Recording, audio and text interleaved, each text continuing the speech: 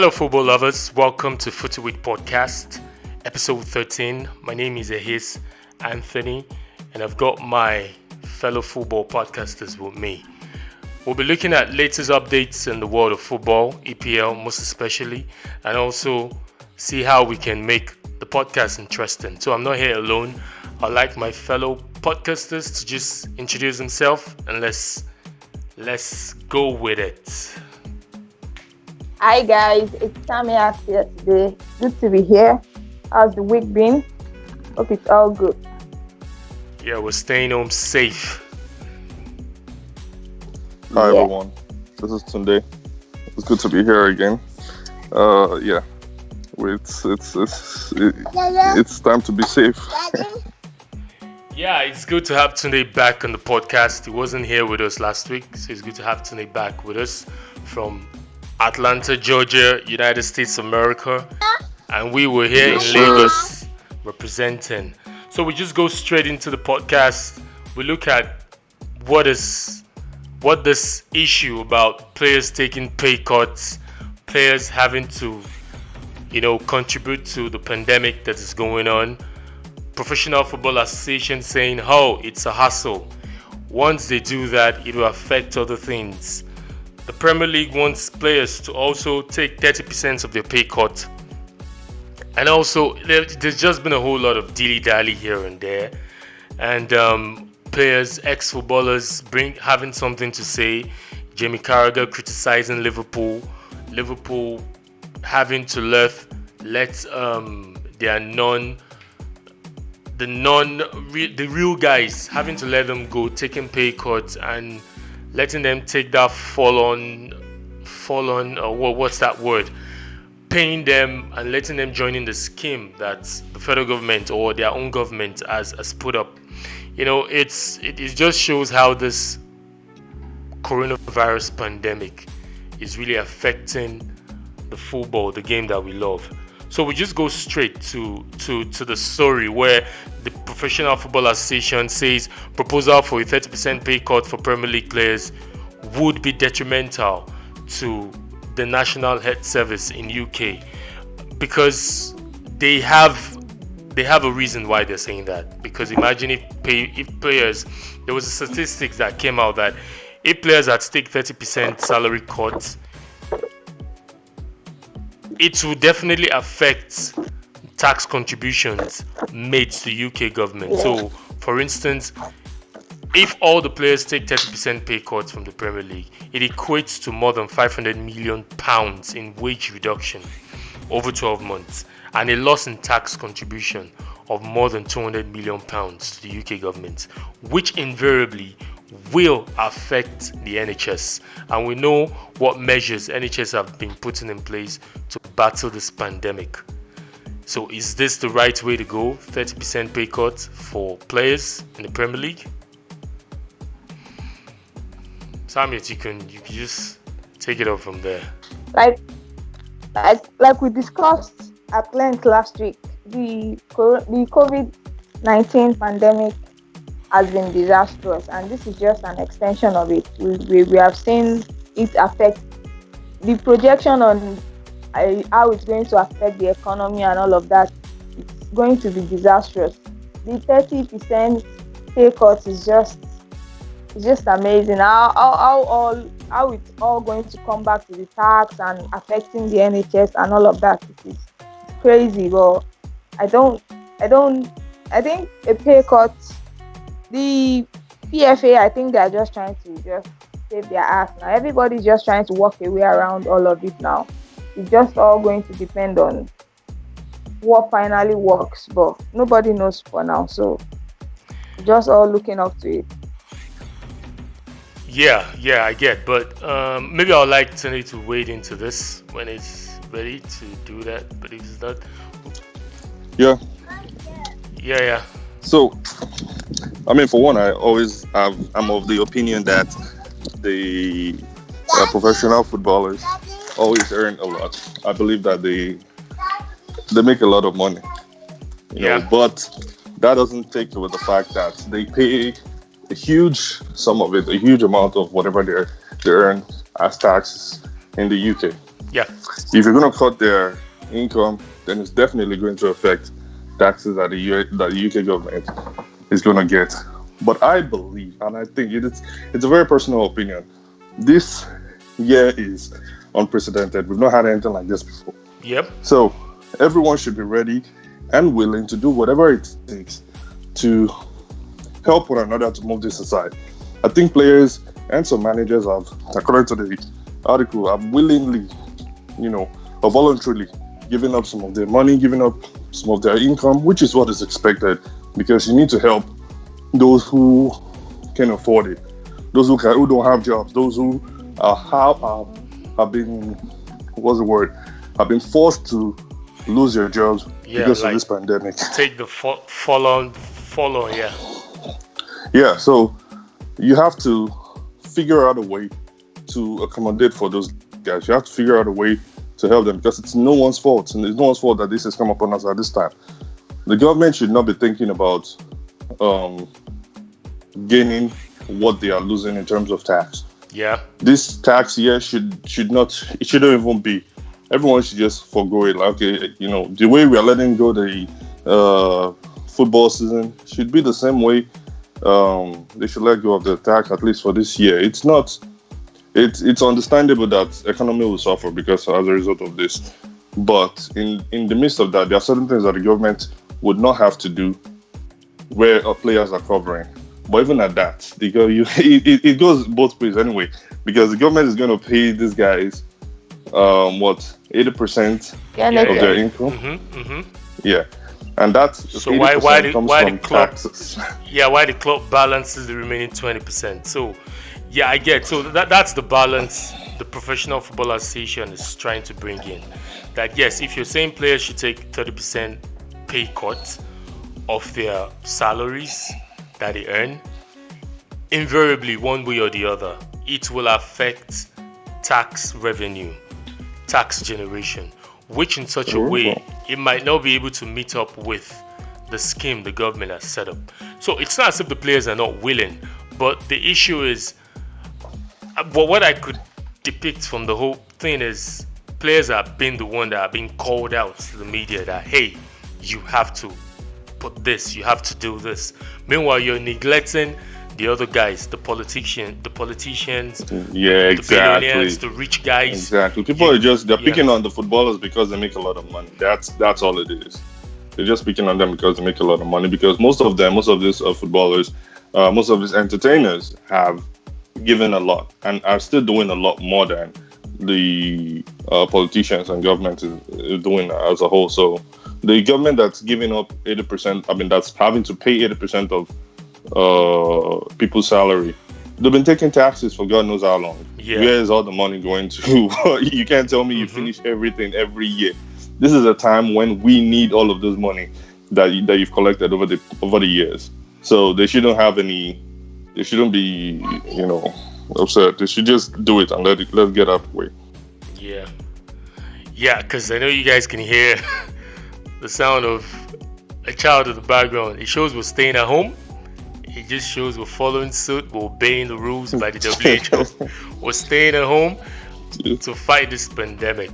So yeah, moving on. So there was a meeting between the Premier League representation, Premier League, the PFA, League Management Association. There was a meeting yesterday on Saturday, and the meeting was inconclusive because it still boils down to this: players taking a pay cut, having to let go of a particular percentage of your salary. And what was proposed that the Premier League would do an advance of £125 million to the English Football League and National League, and also give a £20 million donation to the NHS. So, is that a good way to go? Because I think that was where the meeting was held, or was held inconclusive. But that was what was proposed. So is that a good way to go? £125 million to English Football League and National League, and also give £20 million towards the NHS. Samiet. It seems fair, but the £20 million, according to what I've been reading I think they have been asked to top it up and make it like more for the NHS. Yeah, because they can afford more than Since that. yes, they can definitely afford way more than that. So I think they should just, everybody is going to cut their loss at this point. So they should just take it off and just bring out the checkbook right now. It's crazy, isn't it? Really, really crazy. Oh, yeah. It is. So other facts that was brought up was hundreds of millions of pounds could be lost in sponsorship and match day revenue because the season has been suspended, and that the campaign will almost certainly be played behind closed doors if it resumes. You know, we made mention in our previous podcast, lower teams might have to or will suffer this because it might affect the big boys as well, because teams like Manchester United, big capacity stadium, some of a certain percentage of the revenue comes from season tickets being sold. Same as Arsenal, same as Manchester City. The lesser club Bournemouth, the revenue they make from gate tickets as well. Like I was seeing a stats that was saying it attributed to 10% of revenue made from at Bournemouth last season.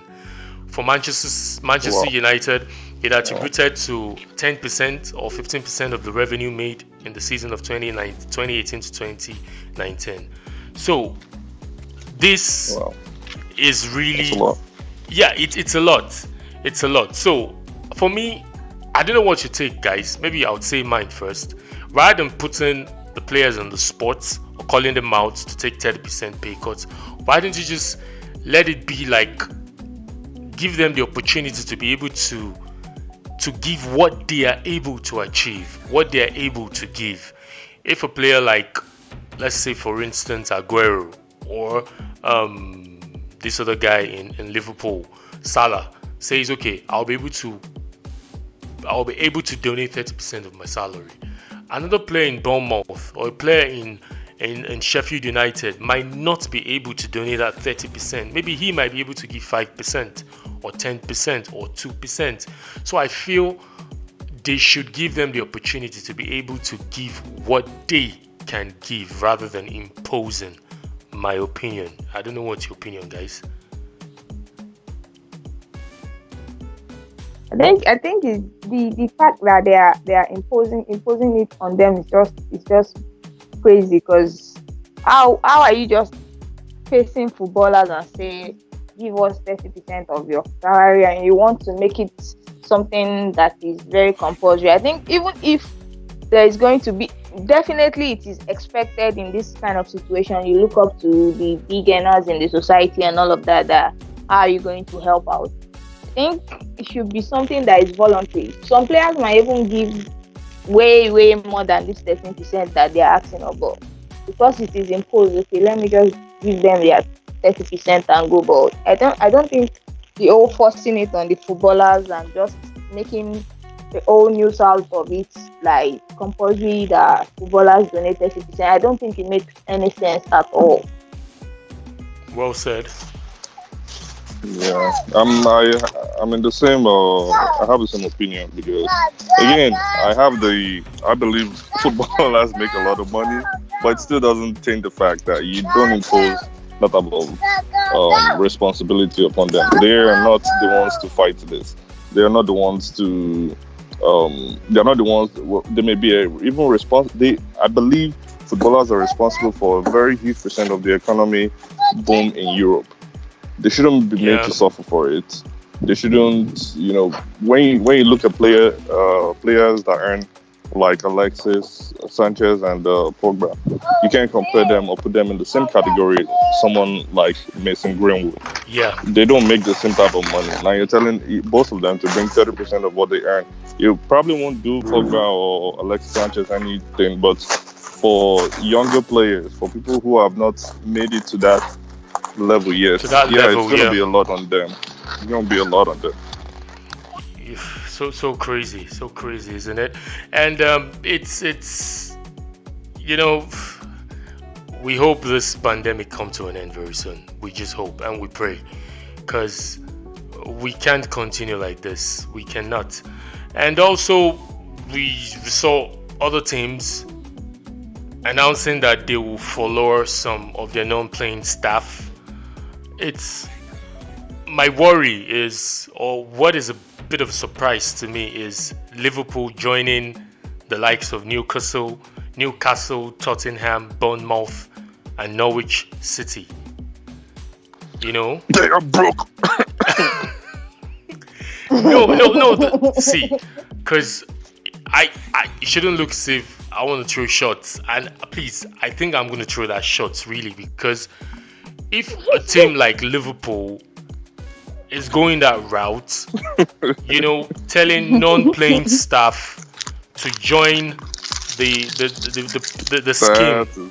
That is very ridiculous, man. It is ridiculous, because we're talking about Champions League money here, which they made last year. They came second. They came second in the league last season. It attributed to a certain amount of money. Champions League this season, they got in the second round. That's a lot of money. Yes, we understand, but them joining the likes of Newcastle, Tottenham, Bournemouth, and Norwich City to announce that they will follow some of their non-playing staff is ridiculous. It is ridiculous. I don't know if you guys are on my side or you see what I'm saying. I mean, I guess the only good thing that comes out of it is the fact that, with the follow, you still have to, those people retain their jobs, but that's about it. So you don't get to pay them, or you give them 20% and the government pays them 80%. Are you kidding me? Did they spend all their money on Van Dijk and Allison? Come on, that's what I'm saying. Is that what it is? What kind of business strategy is that? It's you make revenue and then you spend it on buying players? That's sad. Whoa, so they even came up with a statement saying, I'm quoting now, Liverpool's statement read, even prior to this decision of staff following, there was a collective commitment at senior level of the club, on and off the pitch, with everyone working towards a solution that secures jobs for employees of the club during this unprecedented crisis. There's going to be active engagement about the topic of salary deductions during the period. During the period matches are not being played to schedule. These discussions are complex, and as a result, the process is ongoing. I think Jamie Carragher too is following our train of thoughts, because Jamie Carragher as well was pissed. He was really pissed. You wanna say something about that? About what Jamie Carragher said, Samia? Yeah, it's Liverpool. We expect way much better. I think Champions League 2 seasons, final state of you won last year and you are coming up with this. We expect way better from Liverpool. So I think him being pissed is just in the right sense of it, because it is Liverpool, for crying out loud. So what's happening? What's going on? What are we not saying? Thank you. That's a very good question. What are we not seeing? Are they really a big club? Or is it all a font? No, because we just Everton, we ain't read. No, we can't take out the facts because you mentioned Everton. Everton didn't even join the scheme of having to follow, telling non-playing staff to go on that pay cuts thingy. Everton I think Everton don't they have new owners? I think they have new money. No, because that's what they used to bring. What's his name? Yeah, they have new money, so they're good. They have money now. So it's even don't mess around with Arab money. Yeah, it's like a slide, or like more like a slap to Liverpool's face. If in the same Merseyside, if a team like Everton could say, "Oh, we are not going to follow. We're not going to let non-playing staff get a pay cut. We are going to stick with it. We're going to pay them throughout this period of this pandemic, even until everything stabilizes." And a big team like Liverpool is doing negative. So it's surprising, like you guys said. So I'm going to go through Jamie Carragher's tweets. I just have to quote him. Jurgen Klopp showed compassion for all the start of this pandemic.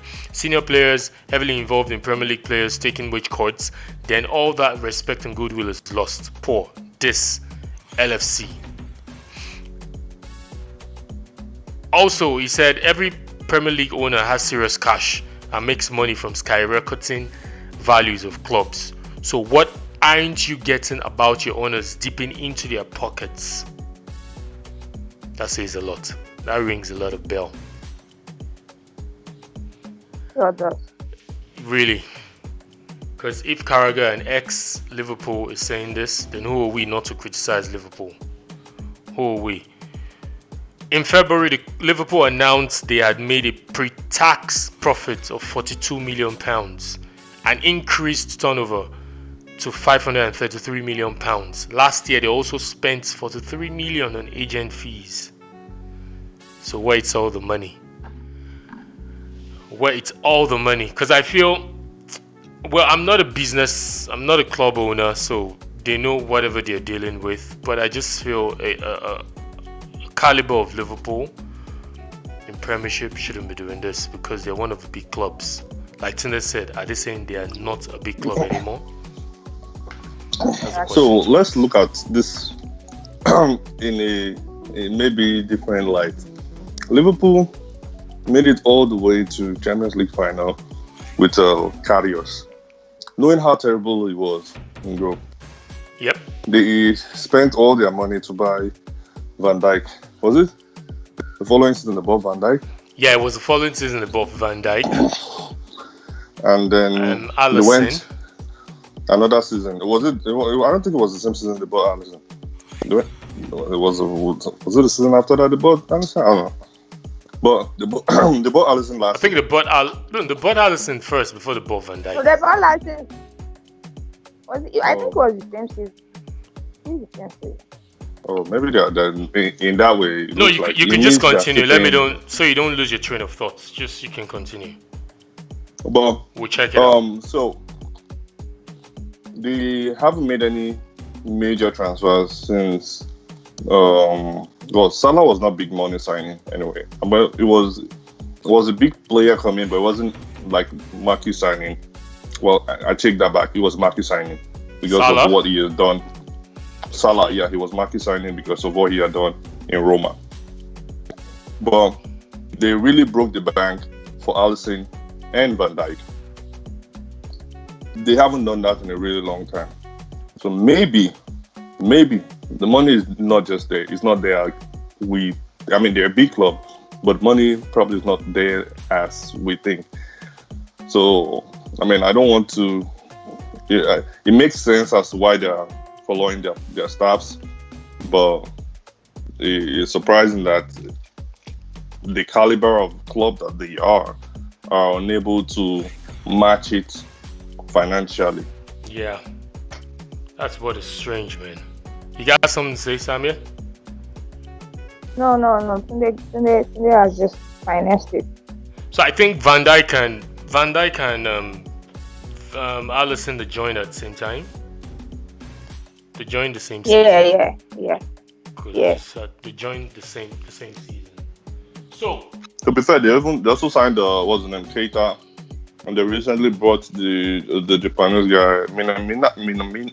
I can't understand his name. I think he joined this season. Yeah, that one joined this season, so maybe that was money for their staff right there. No, but I read something out initially before you had to say yours. In February, the club Liverpool announced they had made a pre-tax profit of 42 million, an increased turnover to 533 million last year. 43 million is one transfer. How much did they spend on 43 million pounds Japanese? On agent fees was what was announced. Yeah, in February, 2 months ago. So, well, because I think a member of Liverpool, like a non-playing staff of Liverpool, said he's not feeling like a family member. With what I saw, a member of staff who works at Liverpool and did not wish to be named told BBC Sports, I'm quoting BBC Sports here, the club called their staff their family I am not feeling like a family member. Why is a club that Because they are not funds treating them like one. yeah, why is a club that funds over millions of pounds using a government scheme for its staff when other businesses are more in need of it? I feel That's the disappointed, sad part. and I'm feeling that this government scheme could be used by businesses in trouble. So is Liverpool in trouble financially? No. So I feel Liverpool just didn't want to do the right thing, and hence Carragher's rant on Twitter and him not being cool with what's going on. We just do we still need to talk about it, or we should just move on? Because it's just so sad. Yeah, we can move on. Move on from Liverpool's lack of commitment. Yeah, but I'm low key excited they won't give them the trophy, even if they give them money. See, because well, with this pandemic, with the way it's going, yes, I understand. Like I mentioned earlier, we need to put a balance into it. We are not club owners. We don't know how it works, or we don't own any club. Yes, but if we're seeing figures like this being tagged to your club, and a non-playing staff coming to BBC Sport, telling BBC Sports about how he or she is not being happy of how they're being treated, it speaks a lot. So we have every right to say what we have said, so it doesn't look as if we're slagging Liverpool. So I just want to put it out there. No, So yeah, so for other teams too, because I know sooner or later it might not be easy for a team to still be paying their non-playing staff. So we just have to, because I saw something looking at all the teams in Premiership. It didn't really look at all teams, but just pointed out some teams: Arsenal, Bournemouth, Brighton, Hove and Albion, Burnley, Crystal Palace, Everton, Liverpool, Manchester City, Newcastle, Norwich, Tottenham. So Arsenal, they said they will wait till end of April to see what the issue is before they might review whatever they need to review. So they have not said, hey, they're furloughing. Take it easy, Manchester United fans, because now you guys are ready. Oh no, that's big boy stuff right there. We don't even tell you what we want to do. We just go straight to the point. Yeah, so Bournemouth too, they're using the government's furlough scheme, placing number of staff on paid leave while public funds cover 80%. It's understandable. We understand the caliber of Bournemouth. So we could pass that. We could say, yes, okay, it's cool. Bournemouth, you can do that. Brighton, Hove and Albion as well, the same thing. Burnley, surprisingly, they've promised to continue to pay all match and non-match day casual staff during the current shutdown. I think we need to give them a round of applause. Good. Cool. Big boy stuff. Yeah. Crystal Palace as well. The same thing. Everybody is receiving their full pay in this coronavirus outbreak. So Everton, Liverpool's neighbor, the same thing. They're committed to ensuring that nobody engaged by the club is disadvantaged financially at the challenging time, guaranteeing payments to casual workers. Cool. Liverpool, talked about them. Manchester City, the same thing, they're paying in full. Newcastle as well. I think they were the first to announce that. This follow thing, they were the first guys to just went in. Norwich City as well. Surprisingly, Tottenham, they have 550 non-playing staff at Tottenham that have taken the 20% pay cut for 2 months. Yeah. So shows Arsenal no be Tottenham mates. Moving on. Tottenham is it's one man business now. Tottenham and Newcastle. That's why Newcastle are quickly announced this. Those are one man business. So I won't be surprised if Leicester have new money too. So they might be good for now. But yeah, Tottenham is a one man business. Great. Like I said, I know there will always be updates for us to talk about, even if the Premier League is shut down for the time being, because I know there will be updates. So the Premier League, PFA, LMA, League Managers Association, the PFA, they will be meeting, all the governing bodies will be meeting this week to finalize whatever the decision. So that will be another update for us to discuss. So moving on from this follower thing, pay cuts thing. I think Rooney too sounded. Rooney was angry. Rooney was pissed. Rooney, Danny Rose, they were not cool with this whole issue, of which I understand Rooney's point of view, because he says footballers are the ones that take the heat as well. It's all good. And I think he talked about what you said as well. He cited the example you cited earlier about this could lead to an unrest in the dressing room, which he cited Sanchez, Pogba, amount of money they earn. Yeah. Greenwood, how much is he earning? And you're telling the poor boy to drop 30%. Yeah. It's going to be crazy. I feel they will look at it and review whatever they need to review and just move on to this.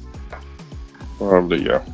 So, just another update. Manchester City, Walker faces lockdown breach investigation. I think this other guy too, Aston Villa player as well. What's his name? Grealish. Yep. Yeah, Grealish. So he said this lockdown thing is not easy. You know, we said it because you don't know what's in the mind of these players. It's not easy to just get locked in the house and just sit in the house. Or just want to have fun. It's crazy. It's crazy, man. So we move on to, is there any on this day? Our on this day, madam? No, none for today.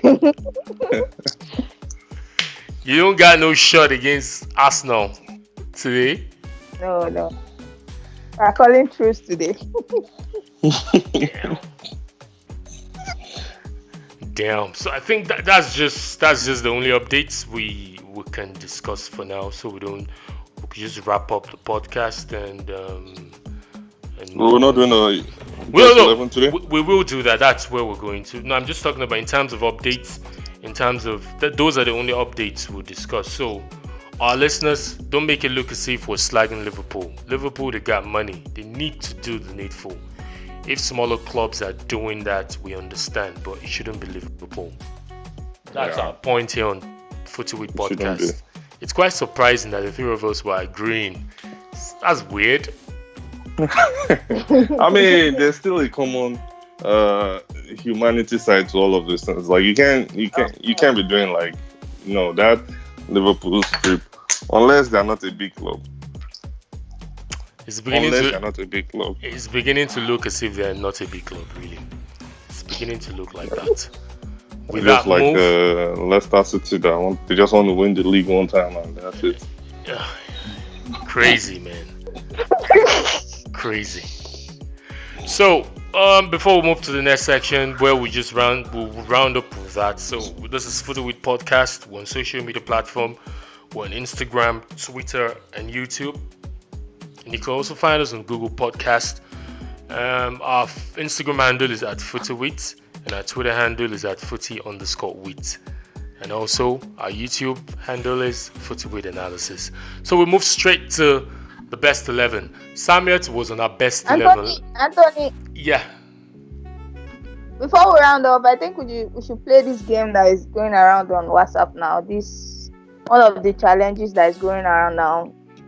Okay. After the first 11. Best just 11. A quick one, just simple question. No problem. So you gave us your best 11 last week. Could you just run through that again?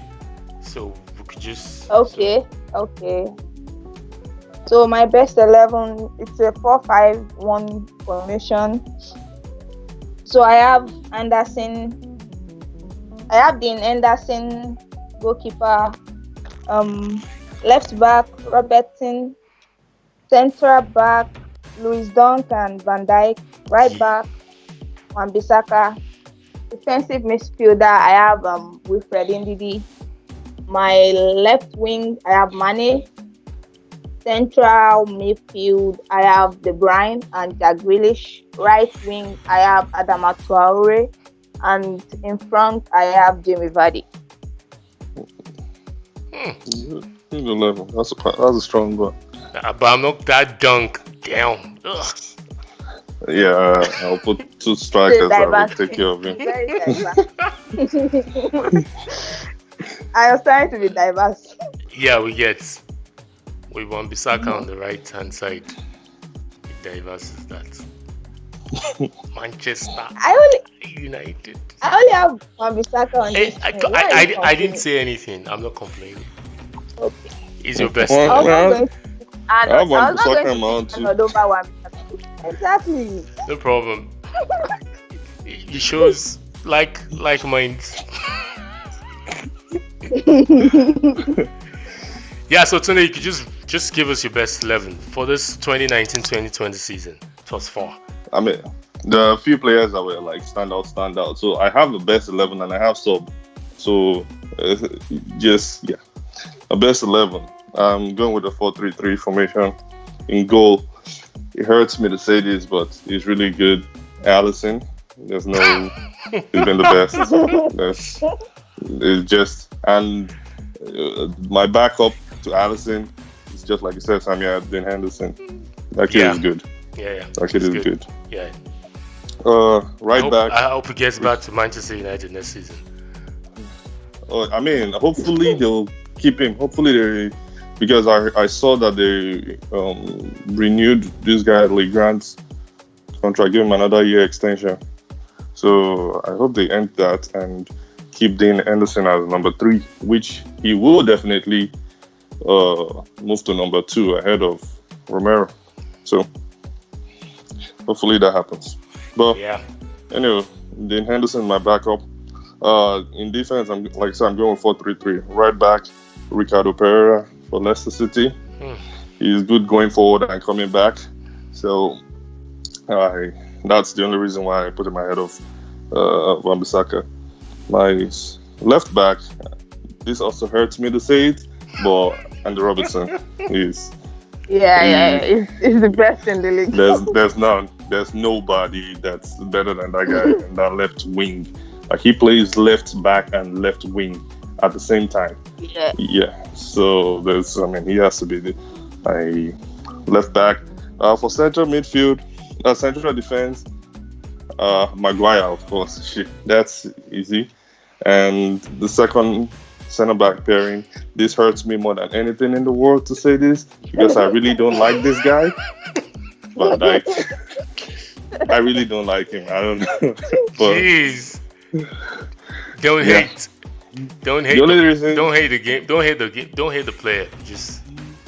So, I mean, I believe if Euros are still this summer, I would definitely have supported him because I like the Netherlands, and then of course I like De Jong and De Ligt, so I would have supported him one way or the other. But yeah, it's okay. So let me run through again. Let me just quickly run through the whole thing.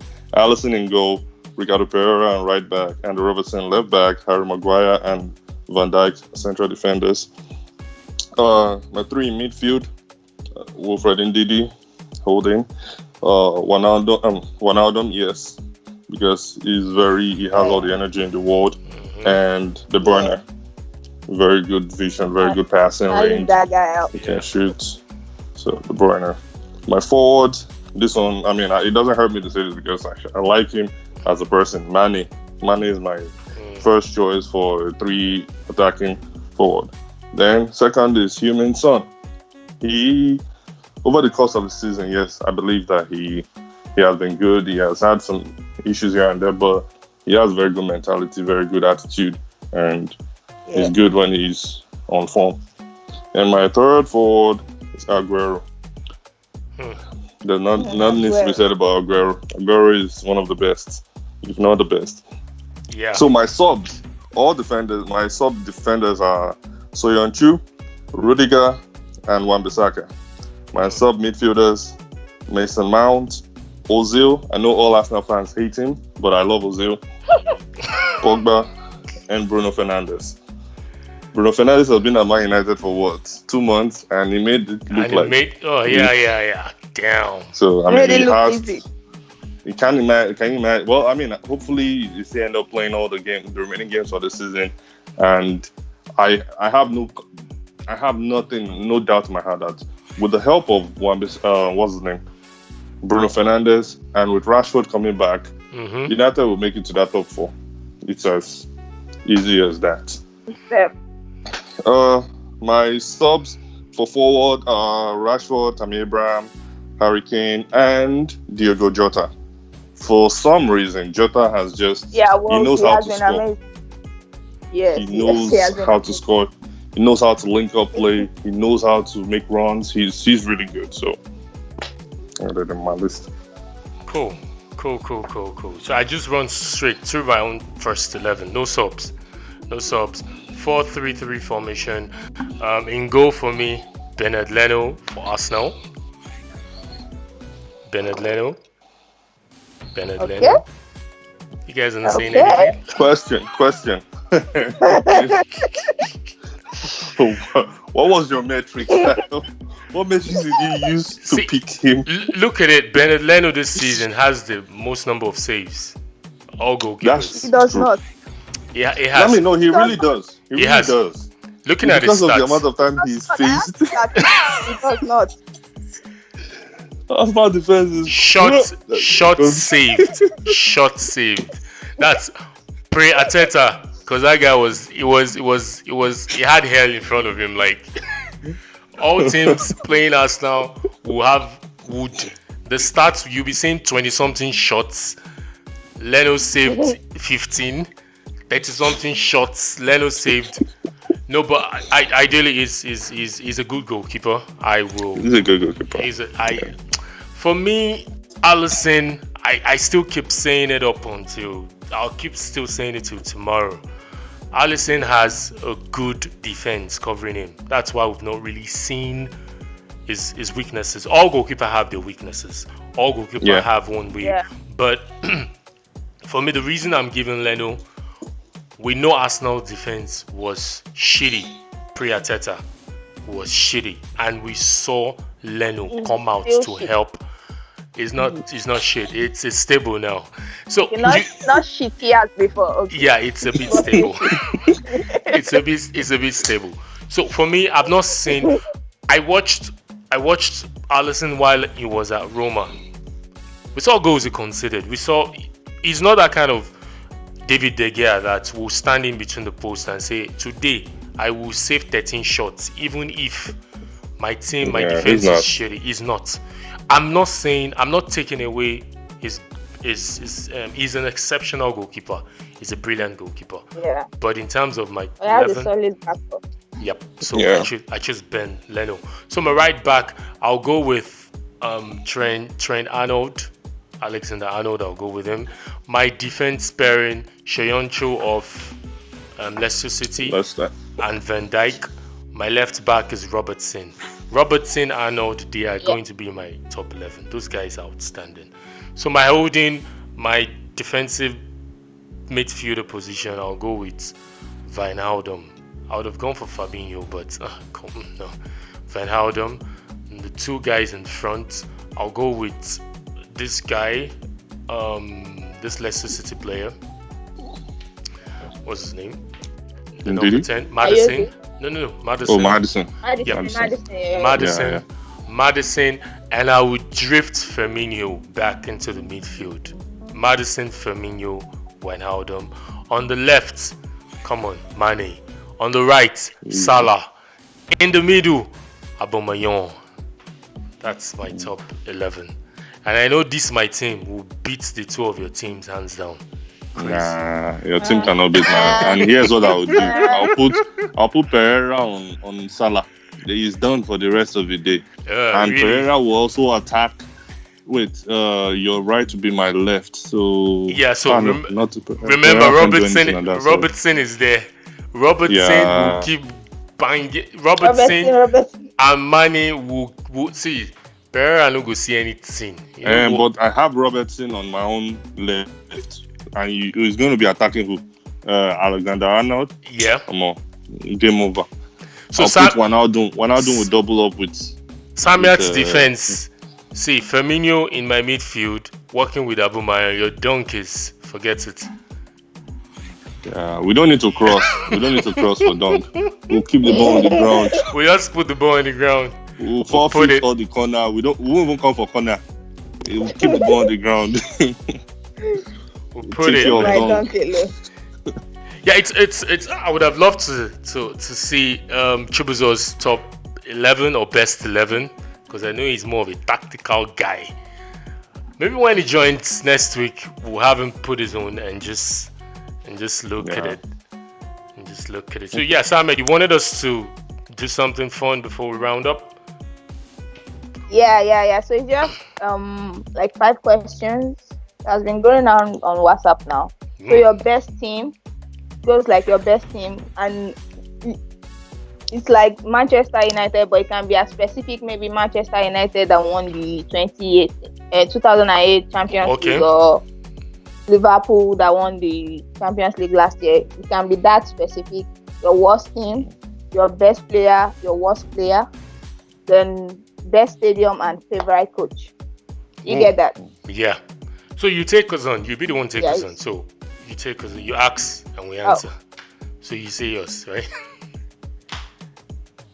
Should I go first? Yeah. You can go first.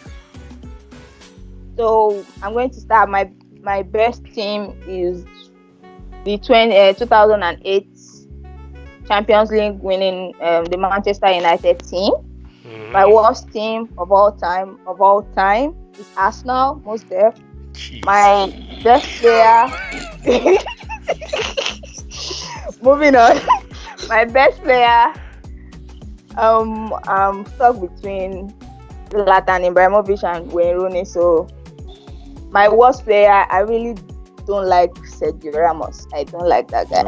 My best stadium is the Theatre of Dreams. Most their favorite coach, Sir Alex Ferguson.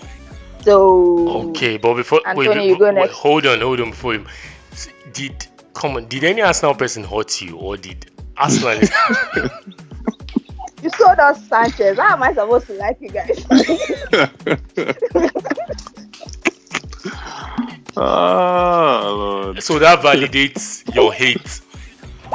Come on, if anybody's supposed to hate anybody, it's supposed to be Arsenal, because you guys then went ahead. you guys sold us Sylvester in 2008. Come on. I wonder what Wenger was thinking about. Maybe he was trying to build a French alliance and he saw Sylvester and he decided with his hand that he wanted to buy Sylvester. I think it was on the free. He wanted Sylvester on his team. It was on the free.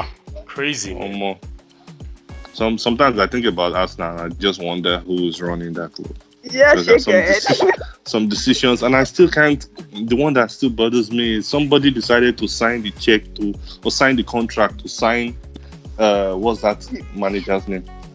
Unai Emery. Unai Emery. After watching PSG Barcelona, you watch the last 6 minutes of that game, and you still sign that. Yes, this man will take us to the next level. Sam Desire. Crazy, man. Yeah. So hit me, Samuel. All right, best team. Best team, yes. Arsenal 2003-2004 season, the Invincibles. Easy. Okay. The worst team. Worst team ever. Oh, do I have anyone? Worst team. Club or country? You can choose anyone. I can choose anyone. Yeah. Worst team ever. I think the Nigerian team that went to 2010 World Cup. Oh. Yep. Worst team ever. Crazy. Best Worst player. team ever.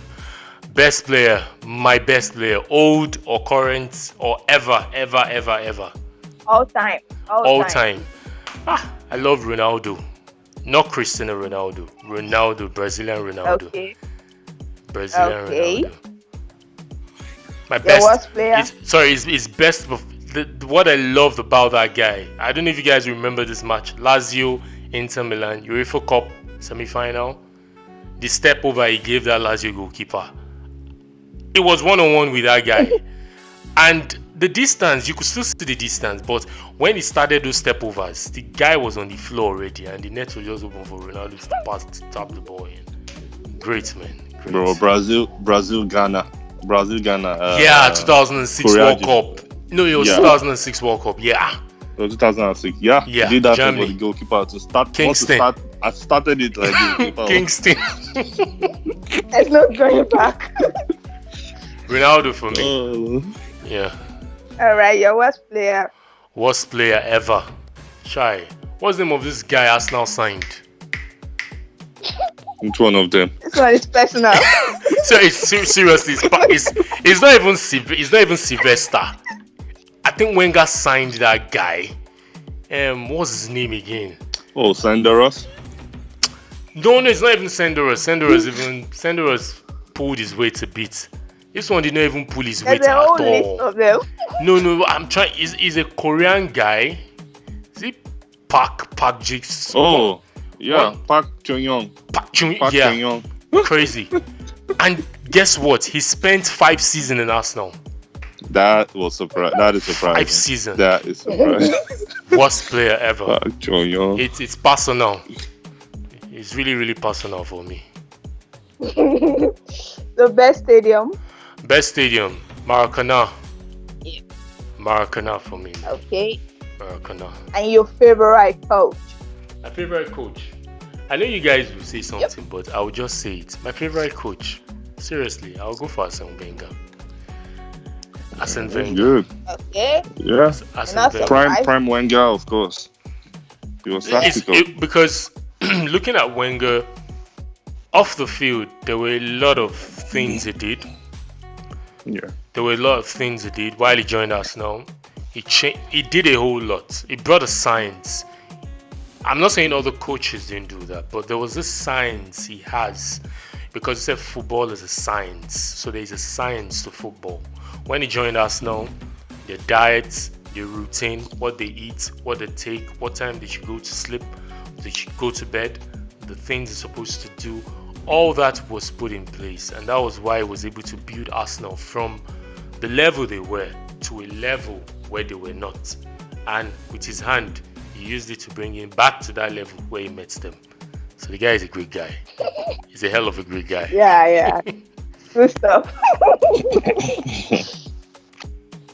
So Tunde, are you ready? Yes. Okay, so your best player. Your best team, your best team. Best team ever. I mean, it has to be Manchester United 2008. Also on the train, that 99 there. I like those guys too. But yeah, I'll do 2008. But why you guys not picking the 19? Sorry, why you guys not picking the 1999 sets? The 1999. That's not okay. So I said treble. I'll throw in those guys, but nah. So There was something magical about the 2018. Yeah, that 2018 was mad. They won just the Champions League, right? That season. Yeah. Chelsea won the league. Yeah. 2008. 2008. Who won the league 2008? It was a treble year, if I'm not mistaken, for Man United. I think Manchester United won the league 2008. Yeah. Yeah, they won the league, they won Champions League. Arsenal should have won that league that year, but yeah. But yeah, 2008 Man United. All right, your worst team? I used to open my eye when they said Nigeria. Yes, it was that Nigerian team that went to what year was that? Was that 2002 World Cup? That they crashed out after losing to Argentina and Sweden. Korea, Japan. Yeah, Onigbide led team. Oh my god, that was when my eye opened to football. That was when my eye opened to the game, and I cried that day. After crying, I was like, wait, these people and I saw them, they were just laughing and stuff, and I was like, what, for real? I'm here crying, What's like going real on tears. And you people are just, but yeah, that I hated that team. Oh my gosh. For me, I feel that team was a bit better than the 2010. Did you see how they were missed? See, they had the talent in that 2002. They had the talent, but they just, I don't even know. They just didn't put in effort when needed. That hurt me. That hurt me. Okay, so Tunde, your best player? Best player. This one is tough. I'll say Zlatan, and simply because I've been monitoring, or I'm not saying monitoring, but I've been keeping up with him since he was in Ajax. So yeah, I'll say Zlatan. It's the Swedish god. god. Worst player? Worst players, what's his name? Sergio Busquets. I hate him. Best stadium. Don't let Barcelona Old fans come Trafford. for you, man. I don't even care if they come for me. I hate that Sergio Busquets dude, man. I hate him. Why do you hate him? Come on. I, so yeah, I understand that he's a good player. I'm not saying he's a really good player, but he understands the art of time wasting, especially when his team is leading. He understands the art of time wasting, and it's not just that he learned it as he grew. He has been doing it since his first game for Barcelona.